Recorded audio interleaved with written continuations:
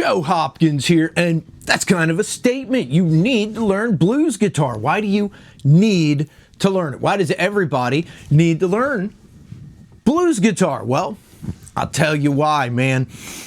If you play guitar, chances are you play some form of modern popular music, right? Even if you play classical guitar, you probably delve into modern popular music, rock and roll, pop, country, hip hop, any of it, right?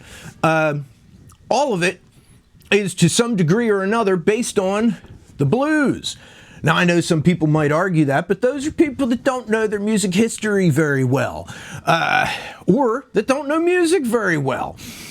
Plain and simple, man. Popular music starting in the 1940s started being very well based on the blues, that early rock and roll, pre-rock and roll stuff, right? Not all of it was at the time. You still had classical, opera, big band, some jazz stuff that's, a lot of it's bluesy, but it's not specifically blues, you know, was still popular at the time. But by the 1950s, rock and roll and country had become pretty much the thing.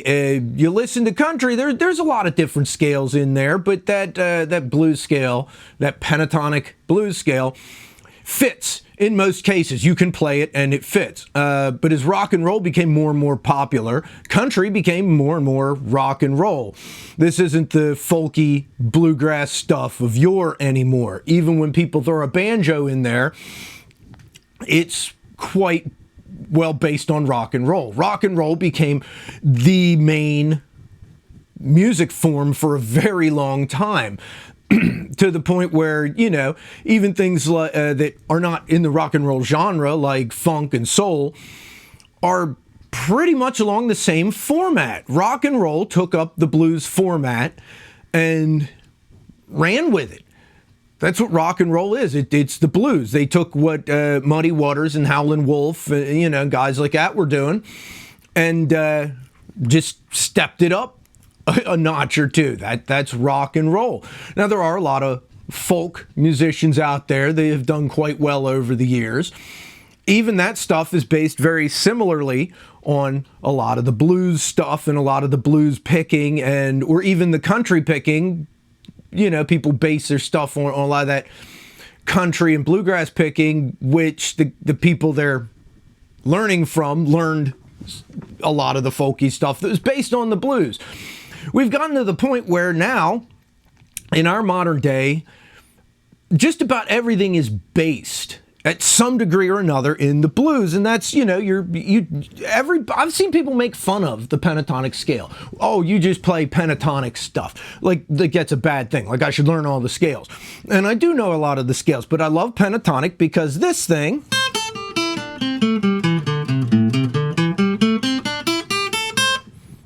that fits with 90% of everything that you might learn to play. Everything comes from pretty much a lot of the same roots, those bluesy roots. And of course, you throw in that sharp fourth, you know. Yeah, that sharp fourth is nice. Depending on what you're playing, but that's a blue note, they call it, you know.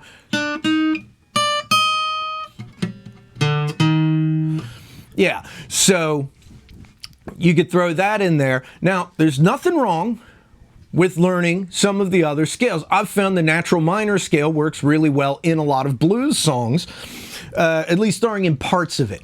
You know what I mean? You throw little things like that in there, and with a lot of like the dark blues stuff, I play a lot of blues. That's my thing, and I found that those little natural minor licks fit pretty well. But that blues guitar,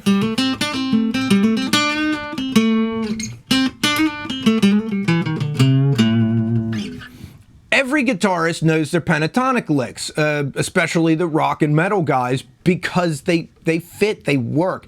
Even if, listen, to a lot of the metal guys that are shredding and they're using their the harmonic minor scale and natural minor scale, and they're using Phrygian scale and all kinds of stuff, and they'll still throw in pentatonic licks because pentatonic licks are rock and roll, and they always sound good, almost always anyway.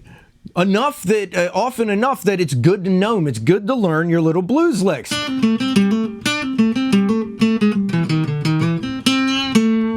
I'm my hands are a little cold this morning, but you get the idea. That's the kind of stuff that you hear all over in rock and country.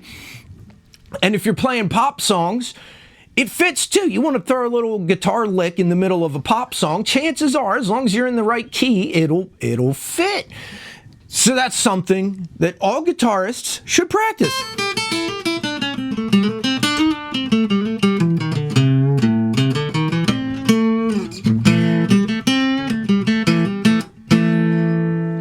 Yeah, it pays to practice that. You listen to it. Everybody throws pentatonic licks in here and there, and a lot of rock musicians, that's pretty close to all they play, you know what I mean? And along with learning that, you really should learn your little, your 12-bar blues, because that can be modified to all kinds of stuff,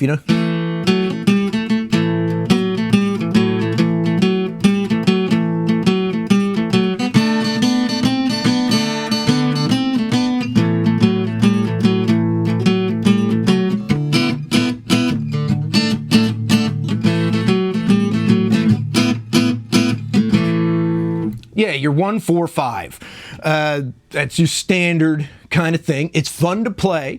It's easy to play with other people because you can just, you can jam over it. If you got a second person with you, the two of you can go, switch back and forth playing rhythm and lead, and it's easy, it's fun, and it works with pretty much, you can modify that to go into anything,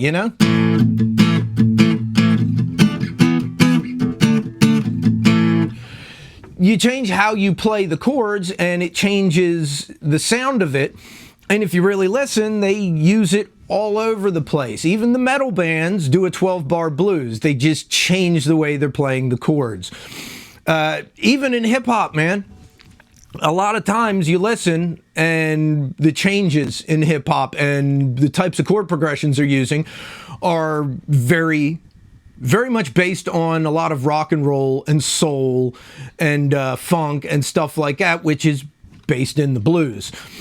So if you're playing in a hip-hop group and you want to throw some guitar in there, it doesn't hurt to know your blues guitar. It also doesn't hurt if you're playing the bass, man. If you're playing the bass for a hip-hop group, a lot of people use, regular basses now instead of just, bass lines and synth stuff. Doesn't hurt to know, because that's a nice little bass lick you could throw in there with your pentatonic scale. Along with a lot of the bass lines are basically pentatonic.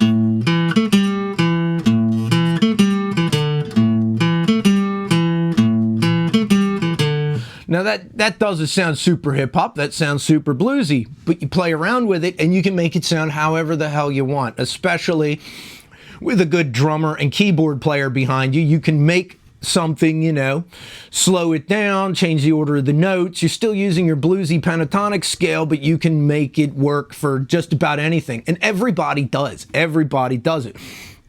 So if you're looking to play guitar or any stringed instrument, really, that's some good stuff to learn. By the way, this does carry over to other instruments. You learn that same pentatonic scale on the banjo or the mandolin or pretty much anything, and it works. It sounds good. And a lot of those bluegrass guys did throw in a lot of blues licks into what they were doing.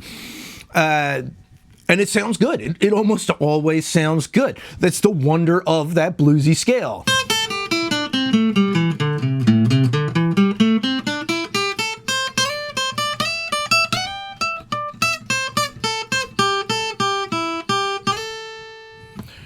Even on one string like that. But yeah, the wonder of it is, it always works.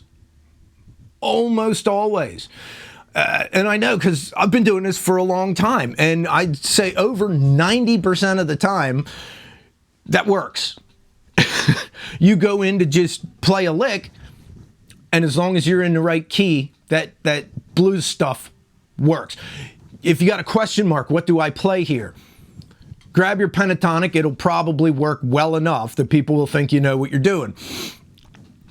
If you're writing a song and you're not sure what to put in a spot, look up some of those real bluesy chord progressions, and it'll probably work. Or at least close enough to start modifying it from there to get exactly what you want. It's a wonderful thing to know, and blues guitar is a really good starting point, like I was saying, for anything you're working on. You start with a blues progression and modify it. You start with your, with blues licks and add something here and there.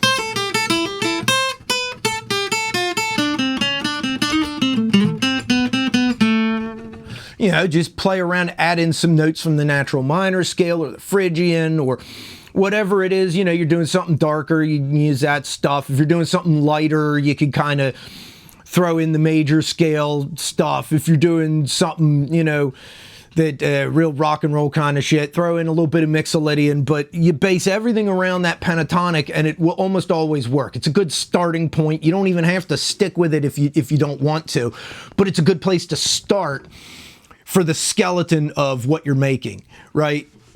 And it almost always gets you close enough to do everything else off of that. It's why it is my favorite thing, man. Blues guitar. It's one of it is the first thing I learned when I learned guitar. My dad taught me the A blues, the pentatonic scale, and a couple of chords in A minor, right?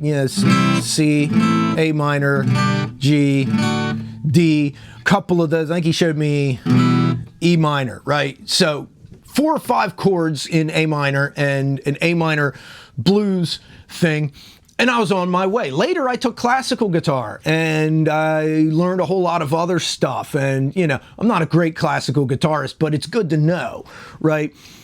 But that initial